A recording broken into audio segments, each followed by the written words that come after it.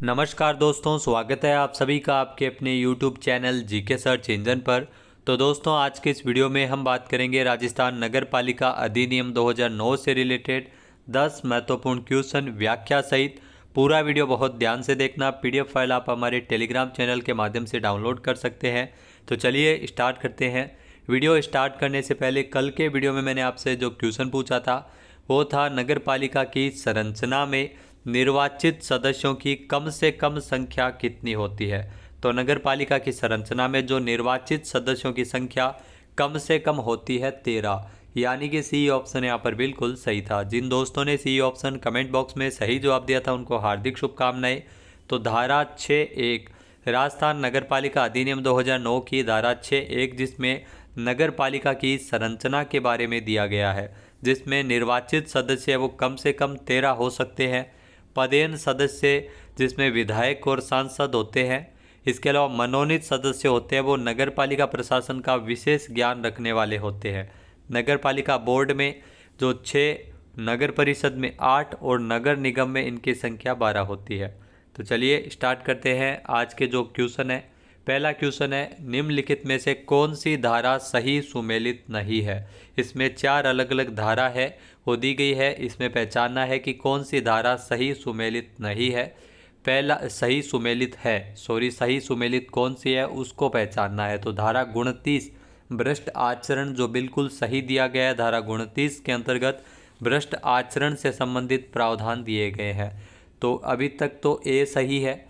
दूसरा है धारा 30 परिभाषाएं, यहाँ पर गलत है क्योंकि परिभाषाएं है वो धारा 30 में नहीं है। परिभाषाएं धारा 2 के अंतर्गत है।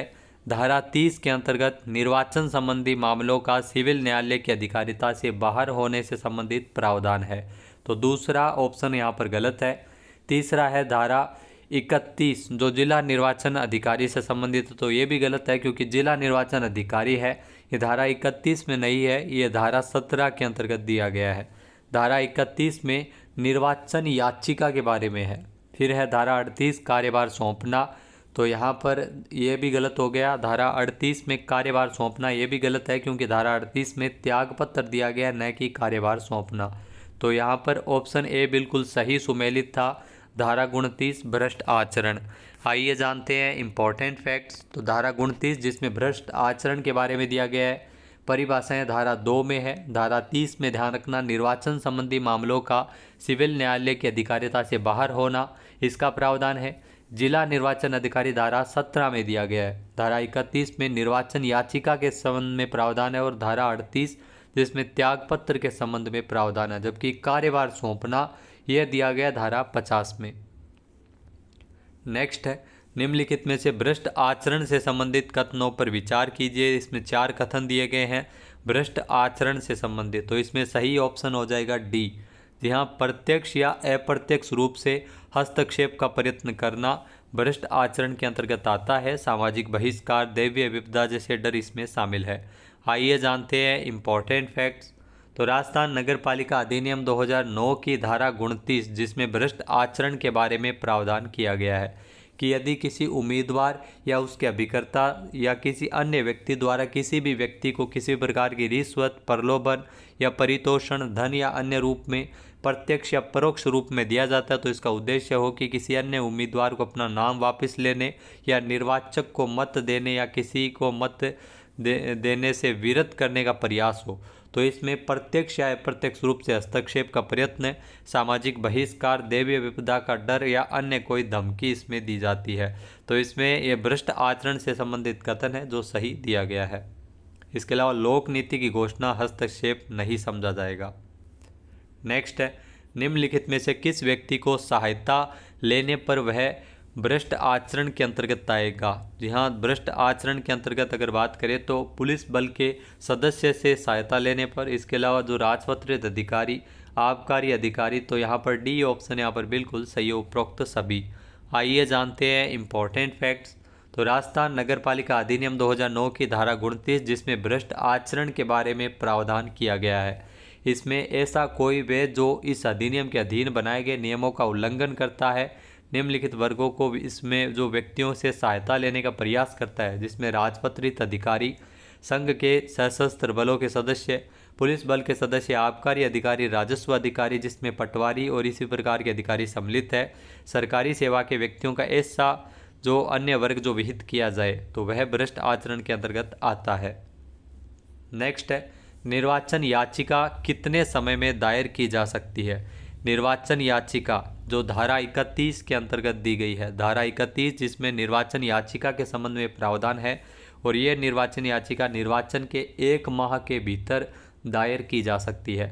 बी ऑप्शन यहाँ पर बिल्कुल सही है। आइए जानते हैं इम्पोर्टेंट फैक्ट्स। तो धारा 31 जिनमें निर्वाचन याचिका के संबंध में प्रावधान है, नगर पालिका के सदस्य के रूप में किसी व्यक्ति के निर्वाचन के विरुद्ध ऐसी याचिका उम्मीदवार या किसी अन्य निर्वाचक द्वारा निर्वाचन के 1 माह के भीतर उस नगर पालिका क्षेत्र पर अधिकारिता रखने वाले जिला न्यायाधीश के समक्ष विहित रीति से प्रस्तुत की जाती है। तो जिला न्यायाधीश के संबंध में विहित रीति से प्रस्तुत की जाती है 1 माह के भीतर। नेक्स्ट है, निर्वाचन याचिका दायर करने के आधार से संबंधित सत्य कथन की पहचान कीजिए। तो निर्वाचन याचिका दायर करने के संबंध में आधार की अगर बात करें तो इसमें कोई नामांकन अनुचित रूप से खारिज किया गया हो तब, या उम्मीदवार निर्वाचन की तारीख को निर्धारित था, या किसी मत को अनुचित रूप से ग्रहण या नामंजूर खारिज करके, तो सभी इसमें सही कथन है, यानी कि डी ऑप्शन यहाँ पर बिल्कुल सही है। आइए जानते हैं इम्पोर्टेंट फैक्ट्स। तो धारा 31 जिसमें निर्वाचन याचिका के संबंध में प्रावधान है, जिसमें नगर पालिका के सदस्य के रूप में किसी भी व्यक्ति के निर्वाचन के विरुद्ध ऐसी याचिका उम्मीदवार या किसी अन्य निर्वाचक द्वारा निर्वाचन के 1 माह के भीतर उस नगर पालिका क्षेत्र पर अधिकारिता रखने वाले जिला न्यायाधीश के समक्ष विहित रीति से प्रस्तुत की जा सकती है। उसका आधार क्या है कि कोई नामांकन अनुचित रूप से खारिज किया गया हो, या उम्मीदवार जो निर्वाचन की तारीख को निर्धारित था यानी अयोग्य था, किसी मत को अनुचित रूप से ग्रहण, नामंजूर या खारिज करके, तो इसी आधार पर ये निर्वाचन याचिका दायर की जा सकती है। नेक्स्ट है, सत्य कथन की पहचान कीजिए। इसमें 4 कथन दिए गए हैं, सत्य कथन की पहचान करनी है। पहला है कि यदि कोई सदस्य प्रथम बैठक की तारीख से 2 माह के भीतर शपथ ग्रहण नहीं करता है तो उसका स्थान रिक्त समझा जाएगा, ये बिल्कुल गलत कथन है। दूसरा है, कोई सदस्य अपना त्यागपत्र लिखित नोटिस में अध्यक्ष को देता है, तो यहाँ पर लिखित नोटिस में दिया जाता है और अध्यक्ष को दिया जाता है, अभी तक ये सही है। तीसरा है, निर्भरता का हटाया जाना या उसकी कालावधि में कमी करना जिला निर्वाचन अधिकारी कर सकता है, ये भी गलत है। फिर है, जिला न्यायाधीश के आदेश के विरुद्ध अपील उच्च न्यायालय में 60 दिन के भीतर कर सकते हैं, तो ये भी गलत है। आइए जानते हैं इम्पोर्टेंट फैक्ट्स।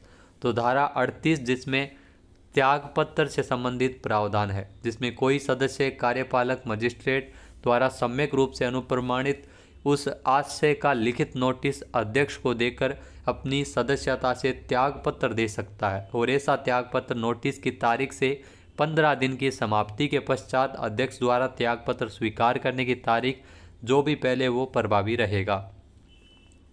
नेक्स्ट है, निम्नलिखित में से कौन सी धारा सही सुमेलित है। इसमें 4 धाराएं दी गई है, सही सुमेलित कौन सी है अपने को ये पहचानना है। सबसे पहले दिया गया है धारा 39 सदस्य को हटाया जाना, तो बिल्कुल सही है अभी तक धारा 39 जिसमें सदस्य को हटाए जाने से संबंधित प्रावधान है। फिर है धारा 37 जिसमें समितियां दी गई है, तो समितियां धारा 37 में नहीं है क्योंकि समितियां है वो धारा 55 के अंतर्गत है। धारा 37 में पद की शपथ से संबंधित प्रावधान है। धारा 42 जिसमें दिया गया नगर पालिका कृत्य, तो नगर पालिका धारा 42 में नहीं है, अन्य नगर पालिका कृत्य धारा 46 के अंतर्गत है। धारा 42 जिसमें किसी नगर पालिका के सदस्य का पद या संसद या राज्य विधानसभा या किसी पंचायती राज संस्था की सदस्यता एक साथ धारण करने पर निर्बंधन के बारे में दिया गया है। धारा 31 में निर्वाचन जिसमें निर्हरताएँ दी गई है, जबकि धारा 31 में जो निर्वाचन याचिका है जो आपको पहले बताया निर्हरताएँ हैं वो धारा 35 के अंतर्गत दी गई है। आइए तो यहाँ पर ए ऑप्शन यहाँ पर बिल्कुल सही है। इंपॉर्टेंट फैक्ट्स की अगर बात करें तो धारा 39 जिसमें सदस्य को हटाए जाने से संबंधित प्रावधान है। धारा 37 में पद की शपथ का प्रावधान है, जबकि समितियां धारा 55 में है। धारा 42 किसी नगर पालिका में सदस्य का पद संसद या राज्य विधानसभा या किसी पंचायती राज संस्था की सदस्यता एक साथ धारण करने पर निर्बंधन है, जबकि नगर पालिका के अन्य कृत्य वो धारा 46 में है। धारा 31 जिसमें निर्वाचन याचिका के बारे में प्रावधान है, जबकि निर्हरताएँ है वो धारा 35 में है। नेक्स्ट है, निम्नलिखित में से किस आधार पर सदस्य को हटाया जा सकता है, उसके संबंध में सत्य कथन कौन सा है। तो पहला है, नगरपालिका की अनुमति के बिना अगर 3 से ज़्यादा क्रमवती साधारण बैठकों में अनुपस्थित रहता है, एब्सेंट रहता है, तो विचाराधीन कैदी या निरुद्ध कैदी भी इसमें शामिल नहीं है। तो यहाँ पर ए ऑप्शन अभी तक सही है। फिर धारा 38 में जो शपथ के उपबंधों का पालन करने में असफल रहता, तो यहाँ पर 38 नहीं होगा, यहाँ पर 37 होगा, तो ये कथन भी गलत है। फिर धारा 20 की अपेक्षाओं को पूरा नहीं करता हो, तो ये भी गलत है। तो आइए जानते हैं इम्पोर्टेंट फैक्ट्स। तो धारा 39 जिसमें सदस्य का हटाए जाने से संबंधित प्रावधान है, इसमें आधार क्या रहता है कि नगरपालिका की अनुमति के बिना अगर 3 या उससे अधिक क्रमवती साधारण बैठकों में अनुपस्थित रहता है, इस कालावधि में विचाराधीन कैदी या विरुद्ध या राजनीतिक कैदी के रूप में जेल का समय शामिल नहीं है। इनको छोड़ते हुए अगर 3 से अधिक क्रमवती साधारण बैठकों में अनुपस्थित रहता है तो सदस्य को हटाया जा सकता है। या फिर धारा 37 के शपथ के उपबंधों का पालन करने में असफल रहता है, या धारा 14 एवं धारा 24 के तहत निर्हरित ना हो, या धारा 21 के तहत अर्हता हासिल कर ली हो। नेक्स्ट है, यदि जांच के आधार पर किसी सदस्य को हटाने का प्रस्ताव जारी हो जाता है तो राज्य सरकार किस रैंक के अधिकारी को सुस्पष्ट विवरण तैयार करने के लिए गठित करेगी। तो ऐसी कंडीशन अगर होती है तो उस समय जिला न्यायाधीश की रैंक के किसी न्यायिक अधिकारी को इसमें सुस्पष्ट विवरण तैयार करने के लिए गठित करेगी, यानी कि ए ऑप्शन यहाँ पर बिल्कुल सही है। आइए जानते हैं इम्पोर्टेंट फैक्ट्स। तो धारा 39 जिसमें सदस्य के हटाए जाने से संबंधित प्रावधान है, जिसमें सदस्य के रूप में हटाए जाने का आदेश राज्य सरकार एक जांच के पश्चात जारी करेगी। वह या तो स्वयं करेगी या किसी ऐसे विद्यमान सेवानिवृत्त अधिकारी जो राज्य स्तरीय सेवा की रैंक के नीचे का न हो, ऐसे प्राधिकारी जिसका वह निर्देश दे उससे करवाए जांच, साथ ही संबंधित सदस्य को स्पष्टीकरण का भी अवसर दे। तो ऐसी कंडीशन में अगर बात करें तो जांच के आधार पर किसी सदस्य को हटाने का प्रस्ताव अगर जारी किया जाता है तो राज्य सरकार ऐसे सदस्य के विरुद्ध सुस्पष्ट आरोप उपवर्णित करते हुए एक विवरण तैयार करती है और उसे राज्य सरकार के द्वारा इसे प्रयोजन किया जाता है। नेक्स्ट है, निम्नलिखित में से कौन सा कथन सत्य है। तो इसमें अगर बात करें तो 4 कथन दिए गए अपने को। पहला है, नगर निगम के अध्यक्ष को सभापति कहा जाता है। तो ये गलत है क्योंकि नगर निगम के अध्यक्ष को सभापति नहीं जबकि महापौर कहा जाता है। तो सभापति नहीं कहते हैं, महापौर कहते हैं। दूसरा है, नगर परिषद के अध्यक्ष को महापौर कहते हैं। तो यहाँ पर ये गलत है क्योंकि नगर परिषद के अध्यक्ष को सभापति कहा जाता है, तो ये भी गलत हो गया। फिर है धारा 43 में प्रत्येक नगरपालिका में एक अध्यक्ष एक उपाध्यक्ष होगा, इसके बारे में बताया गया, जो अभी तक सही है क्योंकि धारा 43 के अंतर्गत नगरपालिका में अध्यक्ष और उपाध्यक्ष के संबंध में प्रावधान है। फिर है, अध्यक्ष के पद हेतु SC ST OBC महिलाओं के लिए आरक्षण का प्रावधान नहीं है, ये भी गलत है क्योंकि इसमें आरक्षण का प्रावधान होता है। तो यहाँ पर सी ऑप्शन अपना बिल्कुल सही है। आइए जानते हैं इम्पोर्टेंट फैक्ट्स। तो राजस्थान नगरपालिका अधिनियम 2009 की धारा 43 जिसमें प्रत्येक नगरपालिका में एक अध्यक्ष एक उपाध्यक्ष होगा, इसके बारे में बताया गया है। नगर निगम के अध्यक्ष को महापौर कहा जाता है जबकि नगर परिषद के अध्यक्ष को सभापति कहते हैं। नगरपालिका के अध्यक्ष को अध्यक्ष ही कहा जाता है। अध्यक्ष के पद हेतु SC ST OBC एवं महिलाओं के लिए आरक्षण का भी प्रावधान है, तो धारा 43 के अंतर्गत।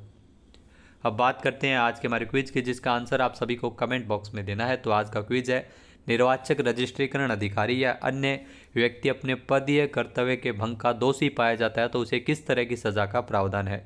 एक बार फिर से सुनिएगा, निर्वाचक रजिस्ट्रीकरण अधिकारी या अन्य व्यक्ति अपने पदीय कर्तव्य के भंग का दोषी पाया जाता है तो उसे किस तरह की सजा का प्रावधान है। सही आंसर आपको कमेंट बॉक्स में देना है। वीडियो कैसा लगा कमेंट करके ज़रूर बताइएगा।